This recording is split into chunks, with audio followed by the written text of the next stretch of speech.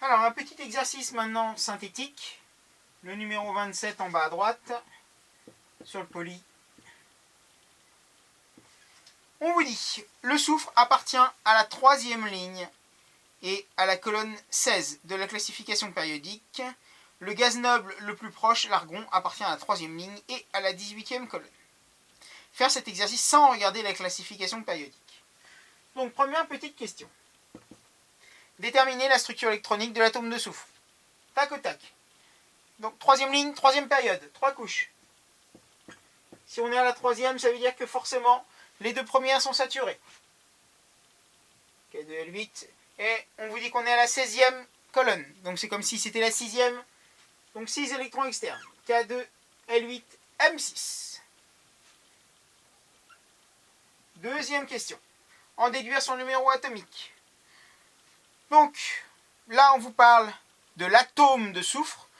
Donc, l'atome de soufre est électriquement neutre. Donc, si il y a 16 électrons, il y a forcément 16 protons. Donc, Z égale 16.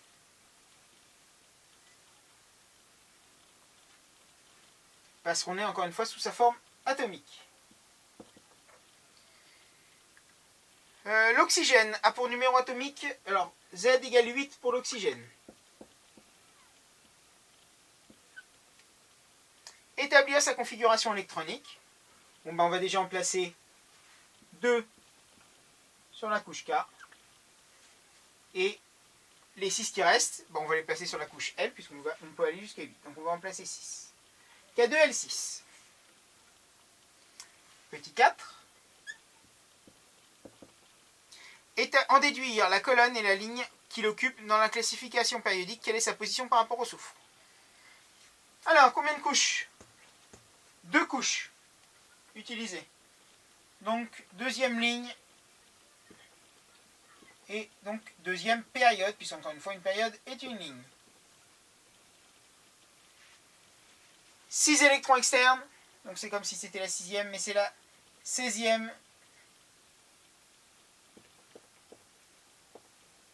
colonne.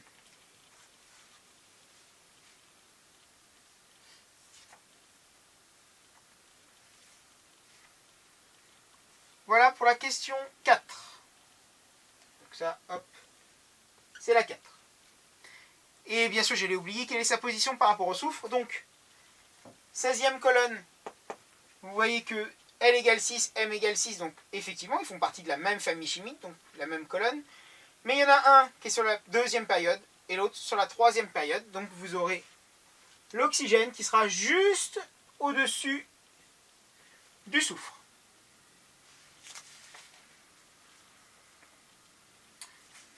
Dernière question, la 5. L'ion oxyde a pour formule O2-.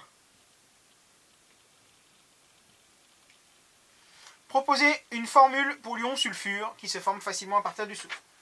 Encore une fois, dans une même famille, il y a le même nombre d'électrons externes, systématiquement. Donc tous les éléments chimiques d'une même famille formeront tous des ions de même charge. Donc si l'oxygène forme des ions oxydes avec 2 charges négatives, le soufre formera forcément des ions S avec la même charge de moins, des ions sulfure.